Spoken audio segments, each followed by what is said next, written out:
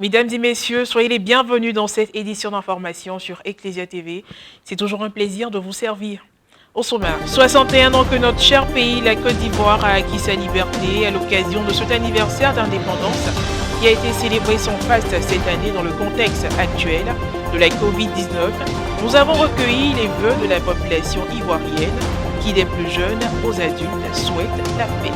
Et puis, en prélude à la célébration de la Journée mondiale du migrant et du réfugié JMMR 2021 qui aura lieu le dimanche 26 septembre prochain, la section migrants et réfugiés multiplie ses réalisations vidéo de sensibilisation.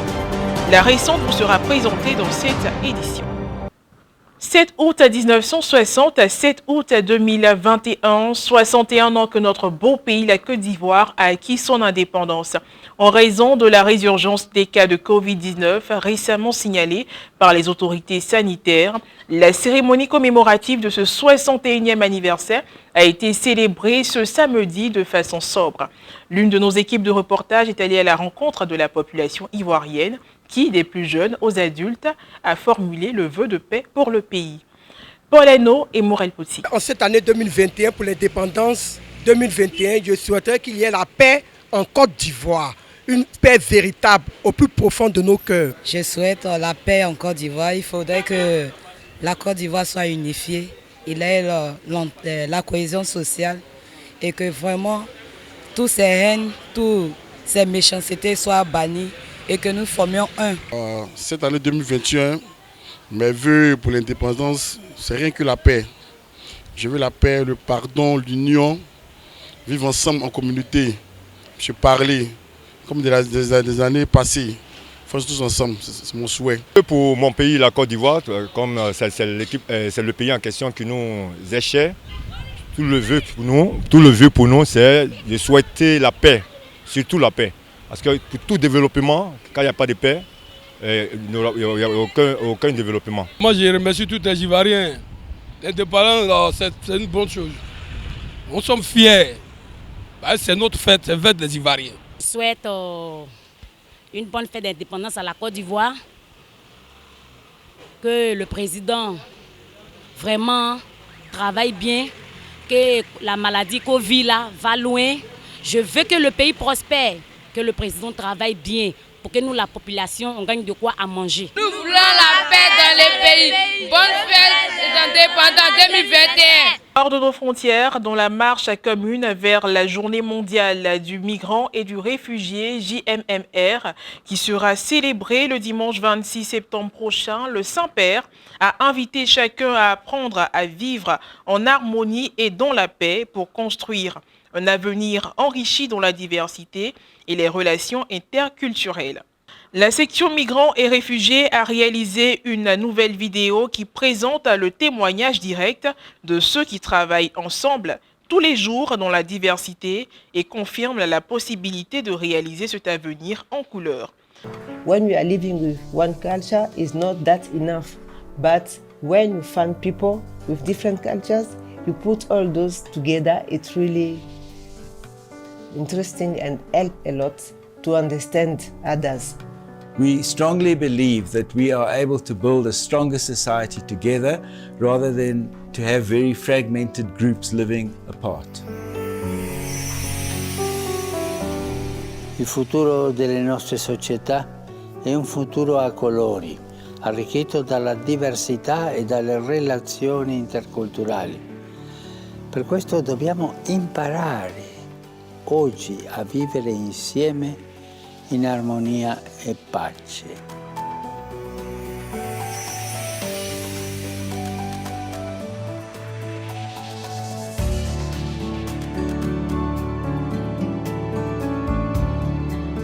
I'm Mark Potterton. I'm principal of Sacred Heart College Primary School, a Marist school in Johannesburg.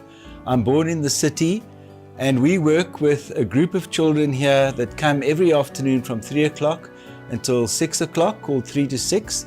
They're refugee children. I'm a teacher. I've been a teacher for over 30 years. My name is Giselle Gelendaye. I'm from DRC. I'm coming from DRC. And I am a refugee in this country, South Africa, for more than 10 years. Being a refugee is not easy. but with the grace of God, everything is fine.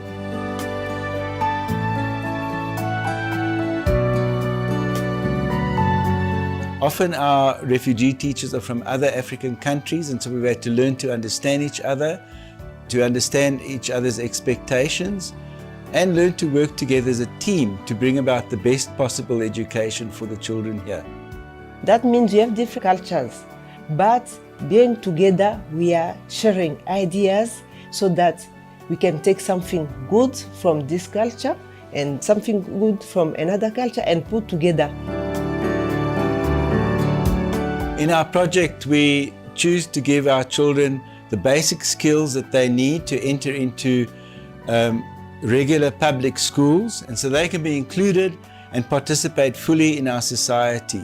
3 to 6 projects started when they saw that there is those children coming from all over Africa, so then they can understand, they can live together, they can share together, and they can have this opportunity to learn from each other. That's why we are talking about the we. The exciting part of the program is that we are creating futures for our children. We strongly believe that we are able to build a stronger society together rather than to have very fragmented groups living apart. All of us, we are the same, we are together. And these children that we have, they are our future and our hope. Rappelons que le thème choisi par le Saint-Père pour la Journée mondiale du migrant et du réfugié 2021 est « Vers un nous toujours plus grand ». Et puis pour terminer, nombreux sont les athlètes qui pendant les compétitions mondiales demandent l'asile. Le boxeur camerounais Thomas Essomba ne fait pas l'exception. Il a tenté l'aventure et aujourd'hui, il réside au Royaume-Uni. Maria Bissier pour plus de détails. En 2012, lors des Jeux olympiques de Londres, le boxeur camerounais Thomas Essomba a pris la décision de ne pas retourner dans son pays d'origine pour reconstruire sa vie au Royaume-Uni. Capitaine de l'équipe de boxe camerounaise à cette époque, il a disparu du village olympique accompagné de 4 autres boxeurs.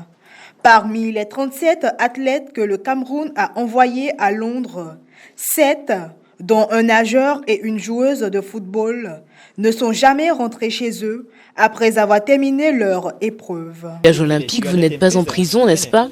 Vous avez le droit de marcher, d'aller où vous voulez, donc nous sommes partis. Je me souviens que nous avions un ticket de bus, nous avons juste pris le bus, et puis nous sommes allés quelque part, et puis nous avons eu un logement. Je ne savais rien du Royaume-Uni, je ne savais même pas que je devais demander l'asile. Lors de ces Jeux olympiques de Londres, plusieurs autres athlètes d'autres équipes africaines ont également disparu et ont demandé l'asile. 10 ans après ce qu'on peut appeler le choix d'une vie, Thomas Essomba s'est tiraillé entre son envie de retrouver sa famille au Cameroun et son rêve de poursuivre une carrière de boxeur en Angleterre. C'est très difficile de décider, mais tout au long du chemin, j'ai dit « Écoute, ma vie d'abord ». Je devais essayer de protéger ma vie. La seule chose dont j'avais peur, c'était de rentrer et d'arrêter de faire de la boxe, parce que la boxe, c'est toute ma vie. Thomas Essomba a maintenu qu'il avait une bonne vie au Cameroun et qu'il n'avait pas prévu de rester au Royaume-Uni avant les Jeux. En moins d'1 an après sa fuite, il obtient un visa britannique grâce à un avocat qui a aussi aidé les autres athlètes à faire une demande d'asile. Sur le plan professionnel, Essomba a obtenu le titre de champion poids-mouche du Commonwealth de 2015 à 2017. Des centaines d'athlètes ont demandé l'asile lors d'événements sportifs mondiaux, notamment pendant la guerre froide, pour fuir un régime autoritaire dans leur pays ou pour chercher une vie meilleure en Occident. Cette édition d'information est terminée. Merci de l'avoir suivi. Très bonne fête de l'indépendance à tous les Ivoiriens et ceux qui vivent en Côte d'Ivoire. Que Dieu nous garde.